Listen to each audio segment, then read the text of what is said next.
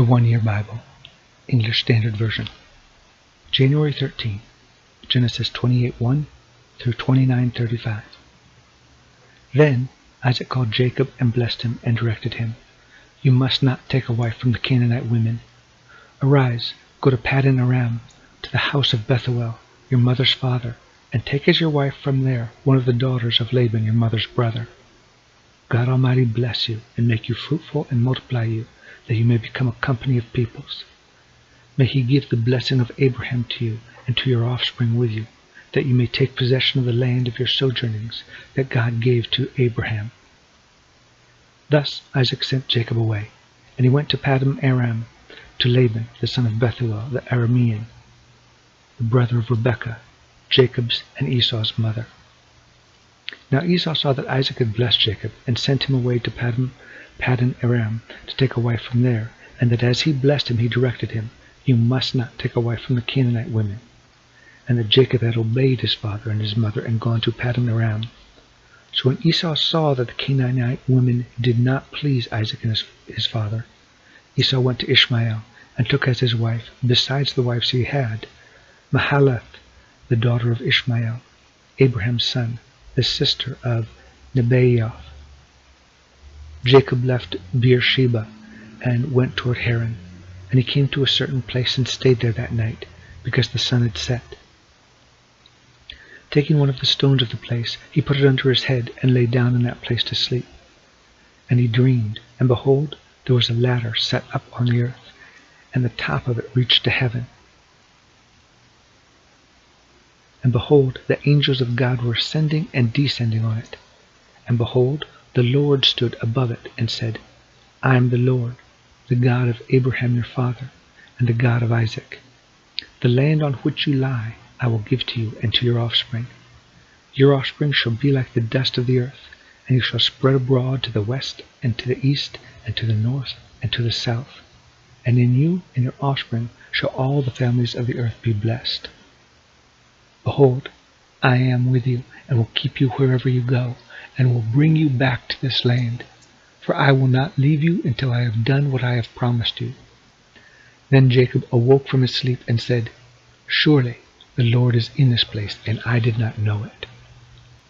And he was afraid and said, "How awesome is this place! This is none other than the house of God, and this is the gate of heaven." So early in the morning Jacob took the stone that he had put under his bed and set it up for a pillar and poured oil on the top of it.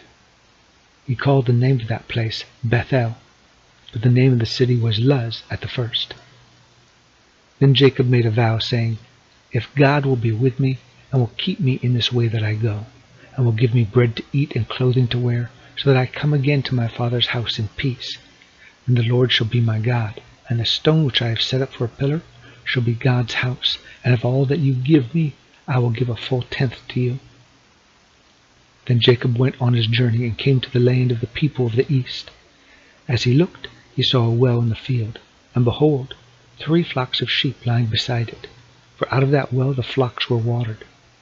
The stone on the well's mouth was large, and when all the flocks were gathered there, the shepherds would roll the stone from the mouth of the well and water the sheep, and put the stone back in its place over the mouth of the well. Jacob said to them, "My brothers, why do you come here? Where do you come from?" They said, "We are from Haran." He said to them, "Do you know Laban, the son of Nahor?" They said, "We know him." He said to them, "Is it well with him?" They said, "It is well. And see, Rachel his daughter is coming with the sheep."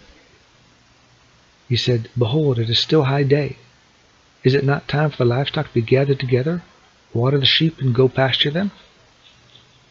But they said, "We cannot until all the flocks are gathered together and the stone is rolled from the mouth of the well. Then we water the sheep." While he was still speaking with them, Rachel came from her father's sheep, for she was a shepherdess. Now as soon as Jacob saw Rachel, the daughter of Laban, his mother's brother, and the sheep of Laban, his mother's brother, Jacob came near and rolled the stone from the well's mouth and watered the flock of Laban and his mother's brother. Then Jacob kissed Rachel and wept aloud. And Jacob told Rachel that he was her father's kinsman, and that he was Rebekah's son. And she ran and told her father. As soon as Laban heard the news about Jacob, his sister's son, he ran to meet him, and embraced him, and kissed him, and brought him to his house. Jacob told Laban all these things, and Laban said to him, "Surely you are my bone and my flesh." And he stayed with him a month. Then Laban said to Jacob, "Because you are my kinsman, should you therefore serve me for nothing? Tell me, what shall your wages be?" Now Laban had 2 daughters. The name of the older was Leah, and the name of the younger was Rachel. Leah's eyes were weak, but Rachel was beautiful in form and appearance.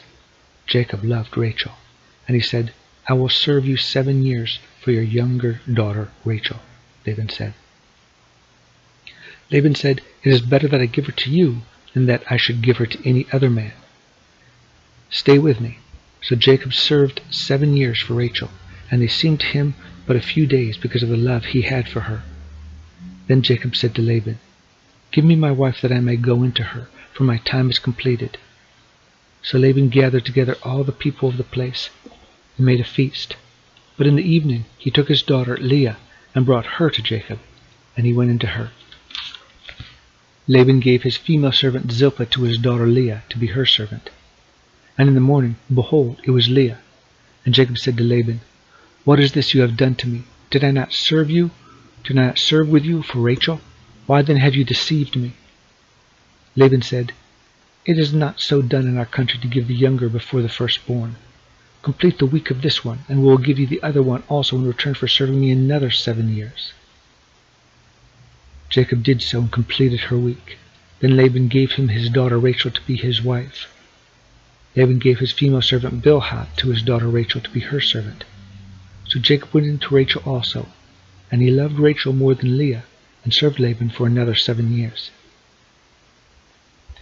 When the Lord saw that Leah was hated, he opened her womb, but Rachel was barren. And Leah conceived and bore a son, and she called his name Reuben. So she said, "Because the Lord has looked upon my affliction, for now my husband will love me." She conceived again and bore a son, and said, "Because the Lord has heard that I am hated, he has given me this son also." And she called his name Simeon.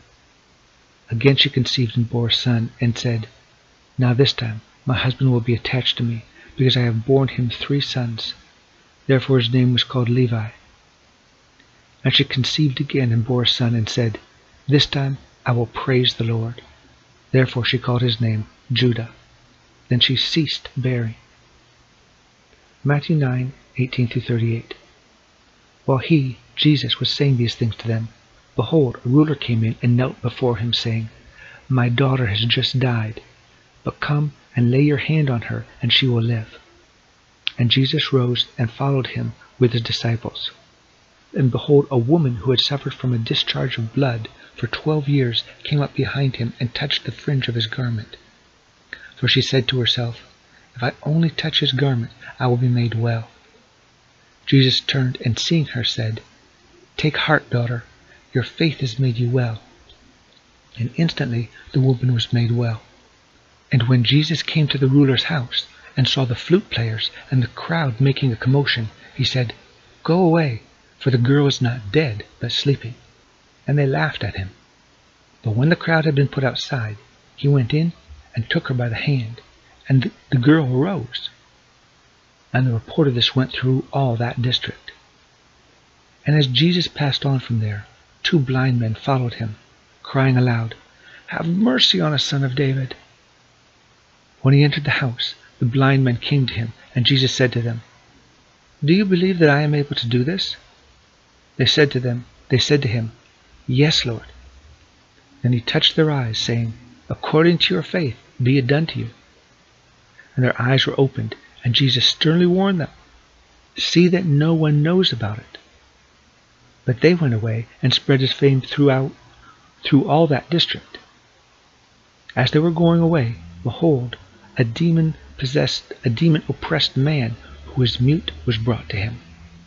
And when the demon had been cast out, the mute man spoke, and the crowds marveled, saying, Never was anything like this seen in Israel. But the Pharisees said, "He casts out demons by the prince of demons." And Jesus went throughout all the cities and villages, teaching in their synagogues, and proclaiming the gospel of the kingdom, and healing every disease and every affliction. When he saw the crowds, he had compassion for them, because they were harassed and helpless, like sheep without a shepherd. Then he said to his disciples, "The harvest is plentiful, but the laborers are few. Therefore pray earnestly to the Lord of the harvest to send out laborers into his harvest." Psalm 11, 1-7. To the choirmaster of David. In the Lord I take refuge. How can you say to my soul, "Flee like a bird to your mountain"? For behold, the wicked bend the bow. They have fitted their arrow to the string, to shoot in the dark at the upright in heart. If the foundations are destroyed, what can the righteous do? The Lord is in his holy temple. The Lord's throne is in heaven. His eyes see, his eyelids test the children of man. The Lord tests the righteous, but his soul hates the wicked and the one who loves violence. Let him rain coals on the wicked, fire and sulfur, and a scorching wind shall be the portion of their cup. For the Lord is righteous. He loves righteous deeds. The upright shall behold his face. Proverbs 3, 11-12. My son, do not despise the Lord's discipline, or be weary of his reproof. For the Lord reproves him whom he loves, as a father the son in whom he delights.